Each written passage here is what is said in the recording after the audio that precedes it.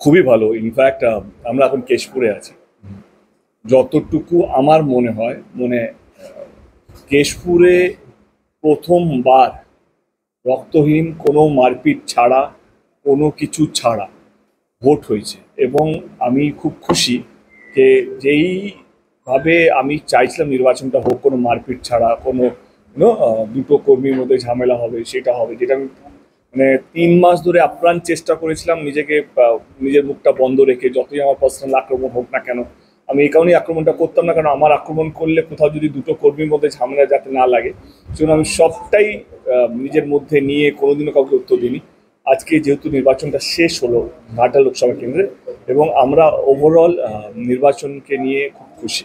দুটো ছোটোখাটো ইনসিডেন্ট হয়েছে, কিছু সবঙ্গে হয়েছে, কিছুটা পাঁশকুড়াতে হয়েছে, ঘাটালে হয়েছে, বাট যেইভাবে এই দিকে নির্বাচন হয়, যেই অশান্তি হয়, এইবারে আমি কোথাও যেন ফিলিং গুড যে ওই রকম ধরনের অশান্তি অ্যাজ সাচ রেজিস্টার হয়নি এবং we are very happy about it. তো এটা আমার মনে হয় এটা খুব বোকা লাগবে যে কোনো আজকে দেখি যে কোনো প্রার্থী বলে আমরা এই মার্জিনে জিতবো, ওই মার্জিনে জিতবো। আমি বলবো কি আজকের দিনে জেতাটাই সবচেয়ে বড় চ্যালেঞ্জ এবং মানুষের ভালোবাসা, সেটা একটা মানুষের ভালোবাসা বা লক্ষ মানুষের ভালোবাসা, মানুষ যত বেশি মার্জিনে যেতে হবে সেটা পুরোপুরি যারা দেখছেন ঘাটা লোকসভা কেন্দ্রে যারা ভোটার তারা বলতে পারবেন, তারা ডিসাইড করেছেন। এটুকু বলতে পারি কি মানুষের রায় এবারও আমাদের দিকেই থাকবে ঘাটা লোকসভা কেন্দ্রে। সকাল থেকে বিরোধী পক্ষ নানা রকম যুক্তি, পাল্টা যুক্তি এবং অশান্তির পরিস্থিতি তৈরি করেছিল, হয়তো চেষ্টা করেছিল, সকাল থেকেই চলছিল। সেক্ষেত্রে তোমরা সকাল থেকে বলছো, আমি তো 3 মাস ধরে দেখছি উনি যেইভাবে যুক্তি, আক্রমণ, যেইভাবে কেশপুরে এসে চমকি দিচ্ছে, পুলিশকে ধমকাচ্ছে, কখনো বিডিও অফিসারকে ধমকাচ্ছে, কখনো বলছে কে হাতে বটি লাঠি নিয়ে বেরো। তো আমার মনে হয় এইভাবে উনি ভেবেছিলেন কি জিতবেন, কেন আক্রমণ করে একটু ভেবেছিলেন কখনো এই স্টাইলটা নেওয়া, কখনো দিলীপ ঘোষ হয়ে যাচ্ছেন, কখনো শুভেন্দু অধিকারী হয়ে যাচ্ছেন স্টাইলে। তো আমার মনে হয় কি এইসব স্টাইল মেরে বা এইসব ভাবতাবাজি করে অন্তত ঘাটা লোকসভা কেন্দ্র জেতা যাবে না। আমি যেটা প্রথম থেকে আমার ক্যাম্পেনিংয়ে বলি এই ঘাটা লোকসভা কেন্দ্র এখানে খুব শান্তিপ্রিয় একটা জায়গা এবং আমি খুব খেটেছি এই শান্তিটা বজায় রাখার জন্য। যে আমি এমন কিছু বক্তব্য রাখিনি বা আমার কোনো কর্মীদেরকে বা আমাদের নেতাদেরকে কোনোদিনও বলি না এটা করো, এই আক্রমণটা করো, এরকম করো। না, আমরা সবাই মিলে চেষ্টা করেছি কি ঘাটা লোকসভা কেন্দ্রের মধ্যে শান্তি যেন থাকে এবং হিরণবাবু যিনি প্রথম দিন থেকে অশান্তি তৈরি করে হেডলাইনে থাকতে চেষ্টা করে গেছেন, 3 মাস ধরে তাই হয়েছে। কখনো আমাকে খুনি বানিয়েছেন, কখনো আতঙ্কবাদী, কখনো আমাকে চুরি টাকা নিয়ে, যেটা ইলেকশনের সময় কোনো নেই।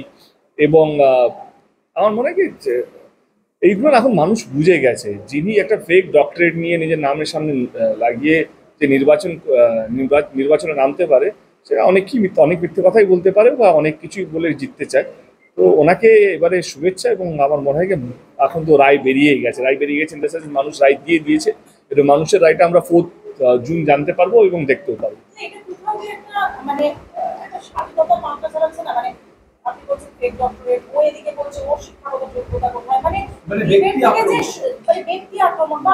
আমি ব্যক্তি আক্রমণ করিনি, আমি এটা ব্যক্তি আক্রমণ।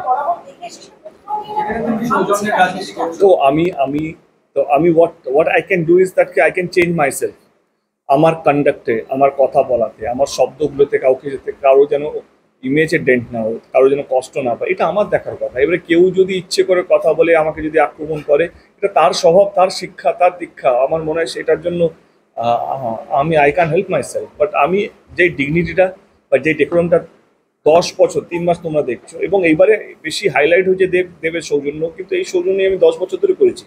2014-তে যখন আমার এখনো মনে আছে সন্তোষ রানাজি যিনি সিপিআইএমের প্রার্থী ছিলেন, তার বাড়িতে গিয়ে আমি তার প্রণাম নিয়ে স্টার্ট করেছিলাম এবং তার বাড়িতে ওনার স্ত্রী আমার জন্য পায়েস বানিয়েছিলেন এবং সেই ছেলেটাই কিন্তু আজকে এই ছেলেটা দেব। তো আমার মধ্যে অ্যাজ সাচ যে ভীষণ পরিবর্তন চলে এসছে, আমি খুব অহংকারী হয়ে গেছি, 2 টাইমের সাংসদ, তা নয়। কিন্তু এখনো আমি মনে হয় প্রতিপক্ষকে আমার সম্মান দেওয়া উচিত। ইনফ্যাক্ট আমি তোমাদের চ্যানেলের মাধ্যমে এটা বলতে চাই সবাইকে, প্লিজ এটা এটা সবাই রেখো। আমি ধন্যবাদ জানাতে চাই আমাদের ঘাটা লোকসভা কেন্দ্রের টিএমসির যতগুলো বিধায়ক আছে, আমাদের ব্লক সভাপতি থেকে আরম্ভ করে বুথ সভাপতি থেকে আরম্ভ করে অঞ্চল সভাপতি থেকে আরম্ভ করে আমরা সমস্ত ভোটার, যে 3 মাস ধরে যেভাবে ওনারা পরিশ্রম করেছেন দেবের জন্য, দেবকে জেতানোর জন্য অসংখ্য অসংখ্য ধন্যবাদ।